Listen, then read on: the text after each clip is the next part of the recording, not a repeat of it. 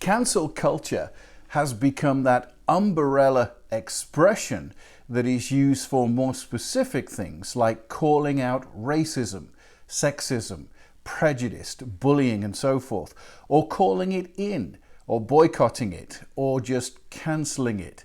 What started out as a noble movement has gone from the sublime to the ridiculous. Now we want to cancel everything. For instance, I am white by ethnicity, I am British by culture and an American citizen, I am a married man, I am heterosexual, I have an education, I work for a living, and I'm a Christian. Therefore, I have particular Christian beliefs. Now, all of those characteristics are under fire from the cancel culture mob. Now, I do believe what started off well has become a mob.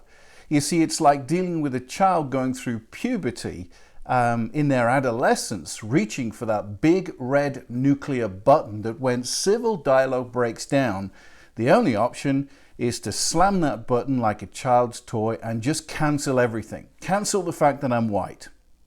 Cancel the fact that I'm a man. Cancel the fact that I'm a married man. Cancel my education. Cancel my experience. Cancel everything. Cancel my Christian beliefs and cancel my worldview. Well, once we get to that stage, we go from civil dialogue to absolute chaos. Well, you know, people like Kevin Hart and Dave Chappelle, people want to cancel them for being who they are, comedians. J.K. Rowling, cancel her as an author.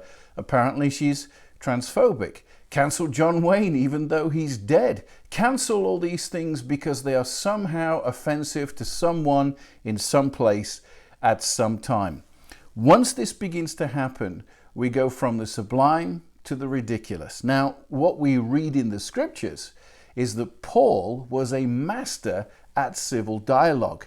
And we learn at least three things when we look at how he employed civil dialogue. First of all, especially to the church in Corinth, he said, I do not want you to be ignorant, brothers. And he also said that to the church in Rome. And then he lists a whole group of things that are spiritual, organizational, practical, and social.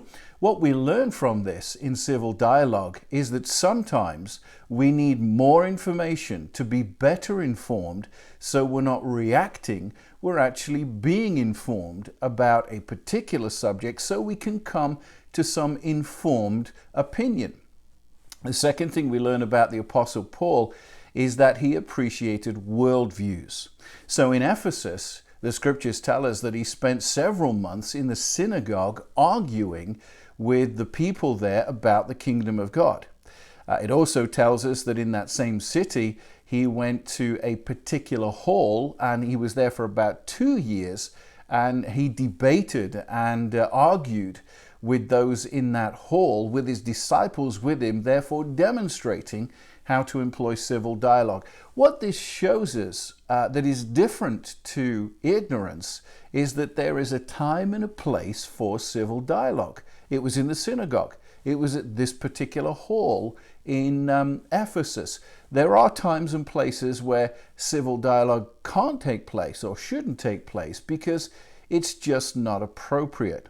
But the third thing we learn about civil dialogue and Paul is that when it came to sin, he called it out for exactly what it was. There was no negotiation, there was no middle ground, there was no gray area. In fact, he said, all have sinned and fallen short of the glory of God. He also said that the wages of sin is death. And then he said to one of his disciples, Timothy, he said, I'm the worst of all sinners. You see, Paul was not afraid of being courageous with civil dialogue. Sin is not negotiated with.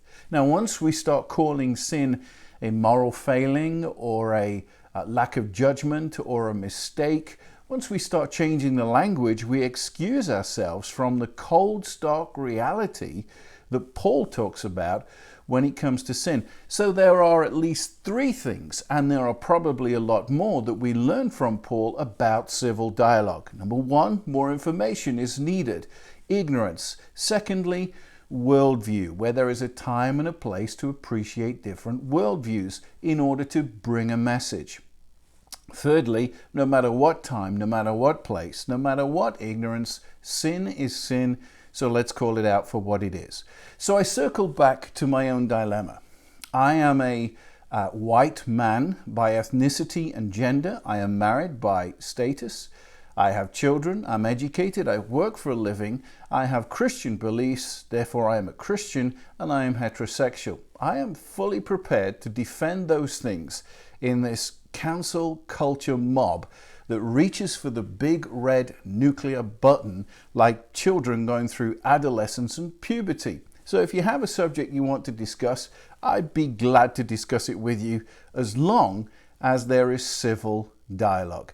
Go to the blog, subscribe today, and get those free updates. Thank you for watching this video.